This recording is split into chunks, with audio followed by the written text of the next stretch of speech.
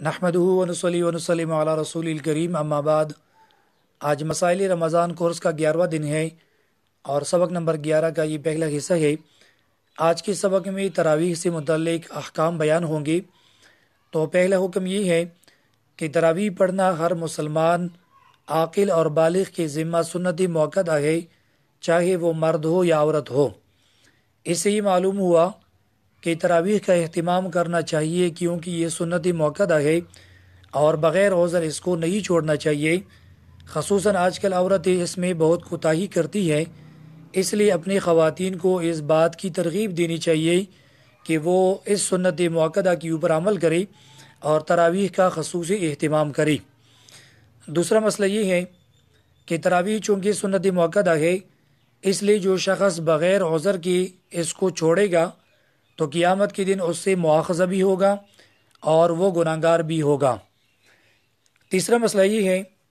کہ رمضان المبارک کی پوری مہینے میں تراویح پڑھنا سنت ہے اور اس کا وقت عشاء کی فرض کی بعد سے شروع ہو کر صبح صادق تک رہتا ہے۔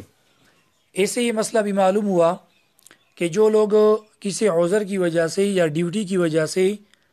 رات کے پہلے حصے میں تراویح نہیں پڑھ سکتے تو وہ رات کے درمیانی حصے میں جب بھی ان کو موقع ملے وہ تراویح پڑھا کرے، اور اگر صبح صادق سے پہلے کسی بھی وقت ان کو موقع ملا تو وہ تراویح پڑھ سکتی ہے، کیونکہ تراویح کا وقت عشاء کی فرض کی بعد سے شروع ہو کر صبح صادق تک رہتا ہے۔ چوتھا مسئلہ یہ ہے کہ تراویح کی نماز اور جماعت عشاء کی فرض اور جماعت کی تابع ہیں۔ اس جملے کے اندر بہت سے مسائل پوشیدہ ہیں، ان کو انشاءاللہ میں بیان کروں گا۔ مسئلہ یہ ہوا کہ تراویح کی نماز فرض نماز کی تابع ہیں، اسی طرح تراویح کی جو جماعت ہے وہ فرض جماعت کی تابع ہیں۔ اس میں پہلا مسئلہ یہ پوشیدہ ہے کہ عشاء کی نماز سے پہلے تراویح پڑھنا جائز نہیں ہے۔ اگر کسی نے عشاء کی نماز نہیں پڑھی تھی اور اس نے تراویح پڑھ لیے تو وہ دوبارہ تراویح پڑھے گا، کیونکہ تراویح جو ہے وہ عشاء کی نماز کی تابع ہیں۔ دوسرا مسئلہ یہ ہوا کہ عشاء کی جماعت اگر کسی مسجد میں نہیں ہوئی تو وہاں پر تراویح بھی باجماعت پڑھنا جائز نہیں ہے۔ تیسرا مسئلہ یہ ہے کہ اگر کوئی شخص ایسے وقت آیا کہ اس سے فرض ہو چکی تھی تو اس کے لیے حکم یہ ہے کہ سب سے پہلے وہ فرض پڑھے گا، فرض کے بعد 2 رکعت سنتیں پڑھے گا اور اس کے بعد وہ تراویح کی جماعت میں شریک ہوگا، اور جتنی رکعتیں امام کے ساتھ اس کو مل جائے وہ امام کے ساتھ پڑھے، پھر امام کے ساتھ وطر پڑھے، اور وطر کے بعد جو رکعتیں اس سے رہ گئی ہیں ان رکعتوں کو انفرادی طور پر پڑھے، کیونکہ فرض نماز پڑھنا پہلے اس لیے ضروری ہے کہ تراویح جو ہے وہ فرض کے تابع ہے۔ اگر کسی نے فرض نہیں پڑھی اور اس نے تراویح شروع کی امام کے ساتھ تو ایسی صورت میں اس کی تراویح نہیں ہوں گے۔ چوتھا مسئلہ اس میں یہ پوشیدہ ہے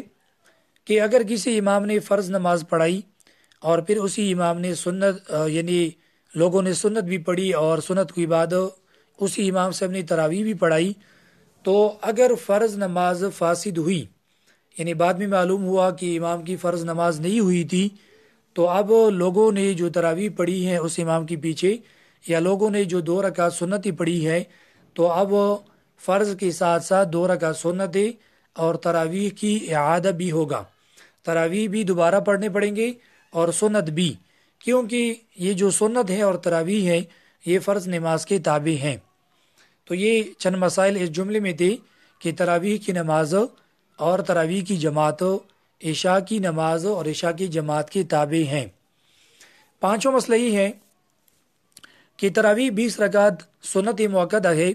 اور نبی پاک صلی اللہ علیہ وسلم، حضرات صحابہ کرام رضی اللہ عنہم اجمعین اور تابعین، تبع تابعین اور ائمہ دین رحمہم اللہ سے یہ ثابت ہے اور متواتر ہیں۔